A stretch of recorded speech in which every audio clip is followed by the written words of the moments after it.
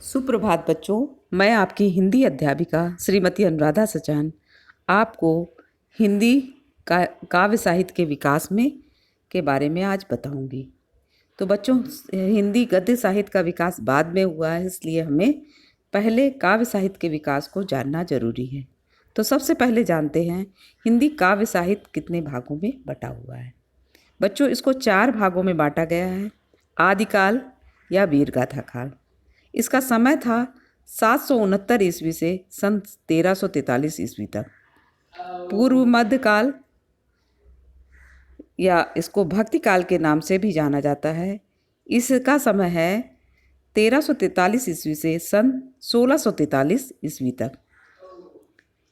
तीसरा है उत्तर मध्यकाल, इसको रीतकाल के नाम से भी जाना जाता है, इसका समय है 1643 ईस्वी से सन 1868 ईस्वी तक।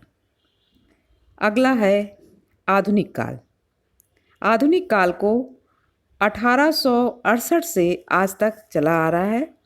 बच्चों, आधुनिक काल को भी 4 भागों में बांटा गया है। इसको हम भारतेंदु युग, द्विवेदी युग, छायावाद काल और छायावादोत्तर काल के नाम से जानते हैं। तो भारतेंदु युग का समय है 1857 ईस्वी से सन 1900 ईस्वी तक। द्विवेदी युग का समय है 1900 ईस्वी से 1922 ईस्वी तक और छायावाद का काल का समय है 1922 ईस्वी से सन 1938 ईस्वी तक। छायावादोत्तर काल को भी बच्चों 3 भागों में बांटा गया है। प्रगतिवाद, प्रयोगवाद, नई कविता। तो प्रगतिवाद प्रयोगवाद की रचनाएं सन 1938 से सन 1953 ईस्वी तक हुई हैं और नई कविता का समय है 1953 से आज तक। बच्चों, अब हिंदी काव्य साहित्य के विभिन्न कालों से संबंधित शाखाएं कौन कौन सी हैं। आदिकाल। आदिकाल को वीरगाथा काल के नाम से जाना जाता है। अगला है भक्तिकाल। भक्तिकाल भी 2 भागों में बटा हुआ है, निर्गुण भक्तिधारा और सगुण भक्तिधारा। इसमें निर्गुण भक्तिधारा भी 2 भागों में बटी हुई है, ज्ञान मार्गी शाखा और प्रेम मार्गी शाखा। ज्ञान मार्गी शाखा के प्रमुख कवि कबीरदास जी थे और प्रेम मार्गी शाखा के प्रमुख कवि जायसी थे। इनका नाम बच्चों मलिक मोहम्मद जायसी था। फिर सगुण भक्तिधारा को भी 2 भागों में बांटा गया है, राम भक्ति धारा और कृष्ण भक्ति धारा। राम भक्ति शाखा के प्रमुख कवि तुलसीदास थे और कृष्ण भक्ति धारा के प्रमुख कवि सूरदास को जाना जाता है। और फिर बच्चों आता है अगला काल, रीतिकाल। रीतिकाल को भी 2 भागों में बांटा गया है, रीतिबद्ध और रीत मुक्त काल। और अगला काल आता है आधुनिक काल। आधुनिक काल को भी 5 भागों में बांटा गया है, भारतेंदु युग, द्विवेदी युग, छायावादी युग, प्रगतिवाद युग और प्रयोगवाद और नई कविता का काल। तो बच्चों, वीरगाथा काल सबसे पहला काल था। इस काल के प्रमुख कवि चंद बरदाई पृथ्वीराज रासों की रचना करने वाले थे। नरपतनाल बीसल देव रासों की रचना की। दलपत विजय ने खुमान रासों की रचना की और पूर्व मध्यकाल या भक्ति काल में कबीरदास, सूरदास और गोस्वामी तुलसीदास जी का नाम आता है और जायसी का। तो कबीरदास की एकमात्र ही रचना थी बीजक, या इसको कबीर ग्रंथावली के नाम से भी जानते हैं। सूरदास की रचनाएं बच्चों सूरसागर, साहित्य लहरी, गोवर्धन लीला, सूर 25 इत्यादि हैं। गोस्वामी तुलसीदास जी ने श्री रामचरितमानस, विनय पत्रिका, रामाज्ञा प्रश्न, दोहावली, गीतावली इत्यादि की रचना की। अब रीतिकाल के प्रमुख कवि कौन कौन से थे। आचार्य केशवदास, बिहारी भूषण। केशवदास की रचनाएं हैं बच्चों रसिक प्रिया, कवि प्रिया, नक्षिक। बिहारी की बच्चों एक ही रचना है, इसको हम बिहारी सत्सई नाम से जानते हैं। भूषण की रचनाएं हैं शिवराज भूषण, शिवा बावनी और छत्रसाल दशक। आधुनिक काल अयोध्या सिंह उपाध्याय हरिऔध, मैथिली शरण गुप्त, जयशंकर प्रसाद। अयोध्या सिंह उपाध्याय हरिऔध की रचना थी प्रिप्रवास, कृष्ण शतक, पद्म प्रसून। मैथिली शरण गुप्त ने साकेत, जयद्रथ वध, यशोधरा की रचना की। जयशंकर प्रसाद ने आंसू, कामायनी और करुणालय की रचना की। अब बच्चों सबसे पहले इन कालों की विशेषताएं भी जान लें कि इसमें की प्रमुख क्या विशेषताएं और प्रवृत्तियां क्या क्या हैं। तो सबसे पहले वीर गाथा काल की प्रमुख प्रवृत्तियां या विशेषताएं हैं रासो ग्रंथों की रचना, क्योंकि इस समय बच्चों युद्ध हुआ करते थे और युद्ध के कारण जो है उस रासो ग्रंथों की रचना हुई और युद्धों के कारण ही वीर एवं श्रृंगार रसों की प्रधानता पूर्ण रचनाएं हुई। आश्रयदाताओं की प्रशंसा की गई, अर्थात जो कवि जिस आश्रयदाता राजा के यहाँ रहते थे उसकी अतिशयोक्तिपूर्ण प्रशंसा करते थे। डिंगल भाषा डिंगल और पिंगल थी। प्रबंध और मुक्तक दोनों ही प्रकार की रचनाएं की गईं और इस काल में विद्यापति भी एक कवि थे जिनकी रचनाएं कीर्तिलता, पदावली और कीर्ति पताका थी। अब आइए पढ़ते हैं भक्ति काल की प्रमुख प्रवृत्तियां या विशेषताएं क्या थी। निराकार परमात्मा की साधना, गुरु एवं ज्ञान प्राप्ति को सर्वाधिक महत्व दिया गया है। ऊंच नीच जाति पाति के भेदों की आलोचना की गई है। रहस्यवादी भावना का निरूपण किया गया है और पाखंड एवं जो दिखावे को की भी आलोचना की गई है। इस तरह की रचनाएं जो है कबीरदास जी और नानक देव ने लिखी। कबीरदास जी की एक ही मात्र रचना है बीजक और नानक देव की रचना है गुरु ग्रंथ साहिब। अब निर्गुण भक्ति शाखा में जो प्रेमाश्रयी शाखा थी, इस शाखा की विशेषताएं थी प्रेम भावना द्वारा परमात्मा को प्राप्त करने की लालसा, लौकिक प्रेम से अलौकिक प्रेम का सृजन, हिंदू संस्कृत का चित्रण और इतिवृत्तात्मक अतिशयोक्ति। मतलब इसमें रचनाओं में अतिशयोक्ति को भी वृत्तों के माध्यम से प्रस्तुत किया गया है और भाषा थी फारसी और मसनवी पद्धति को अपनाया गया। तो जायसी इस काल के प्रमुख कवि थे। जायसी की रचना थी पद्मावत, अखरावट और आखिरी कलाम। और दूसरे कवि थे उस्मान, इनकी रचना थी चित्रावली।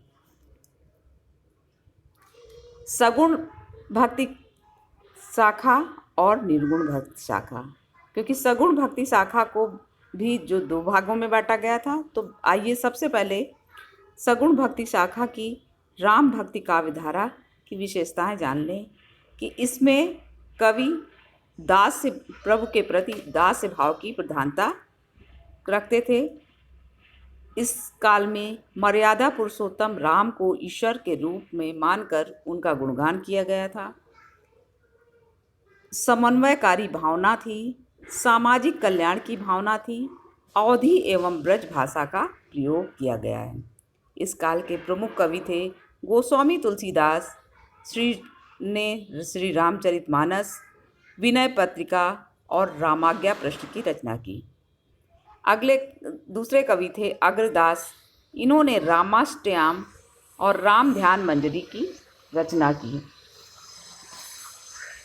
कृष्ण भक्ति काव्यधारा, इसमें की विशेषता रही है श्री कृष्ण की लीलाओं का वर्णन, क्योंकि इसमें प्रमुख प्रभु ईश्वर का रूप माने गए थे श्री कृष्ण। इसमें सखा भाव से कवियों ने भक्ति भावना की है। वात्सल्य एवं श्रृंगार रस की प्रधानता रही है। भावुकतापूर्ण सरलता, प्रकृति का उद्दीपन, रूप में वर्णन। सूरदास प्रमुख कवि थे। सूरदास ने की रचनाएं हैं सूरसागर, साहित्य लहरी और सूर पचीसी। दूसरे कवि थे नंददास। इन्होंने भंवर गीत, रसमंजरी और विरह मंजरी की रचना की। अब रीतकालीन काव्य में की विशेषता रही है श्रृंगार रस की रचनाएं, नारी का सौंदर्य का विलासतापूर्ण चित्रण, आश्रयदाताओं की प्रशंसा, काव्य शास्त्रीय नियमों पर आधारित रचनाएं, अलंकारों के चमत्कारिक प्रयोग। केशवदास प्रमुख कवि थे और इन्हों की रचनाएं थी जहांगीर, जस चंद्रिका, रतन बावनी, कवि प्रिया। बिहारी की एकमात्र रचना रही है बिहारी सतसई। अब आधुनिक काल की प्रमुख विशेषताएं हैं राष्ट्रीयता की भावना, क्योंकि बच्चों उस समय अंग्रेजों का राज था तो और उनके शोषण के कारण इस समय राष्ट्रीयता की भावना बलवती थी। तो इस समय के काव्य में राष्ट्रीयता की भावना बलवती रही है। भक्ति भावना, सामाजिक चेतना, प्रकृति चित्रण, हास्य व्यंग। इस काल में भारतेंदु हरिश्चंद्र प्रमुख कवि थे। इन्हें आधुनिक काल का प्रणेता कवि भी कहा जाता है। प्रमुख रचनाएं इनकी रही हैं प्रेम फुलवारी, प्रेम प्रलाप, प्रेमाश्रु वर्णन, प्रेम माधुरी। इनके समकालीन कवि थे श्रीधर पाठक, प्रेमधन। श्रीधर पाठक की रचना है कश्मीर सुषमा वनाष्टक, प्रेमधन की वर्षा बिंदु, द्विवेदी युगीन काव्य। इस काल की विशेषताएं रही हैं यथार्थ प्रधान भाव, स्वदेश प्रेम की अभिव्यक्ति, समाज सुधार की भावना, प्रतीकात्मकता, खड़ी बोली हिंदी का प्रयोग। अयोध्या सिंह उपाध्याय इस काल के प्रमुख कवि थे और इन्होंने प्रिप्रवास, वैदेही वनवास और चुपते चौपते, चोखे चौपते इत्यादि की रचनाएं की। मैथिली शरण गुप्त इस काल के प्रमुख कवियों में भी थे। इनकी रचना थी साकेत, अनग, यशोधरा, द्वापर। अब छायावादी काव्य के अंतर्गत रहस्यवाद की प्रधानता रही है। मानवतावादी दृष्टिकोण, राष्ट्रीयता एवं नारी महत्व का वर्णन, प्रतीकात्मकता, व्यक्तिवादी भाव एवं अतिशय भावुकता। इस काल के 4 आधार स्तंभ रहे हैं जयशंकर प्रसाद, महादेवी वर्मा, सूर्यकांत त्रिपाठी निराला और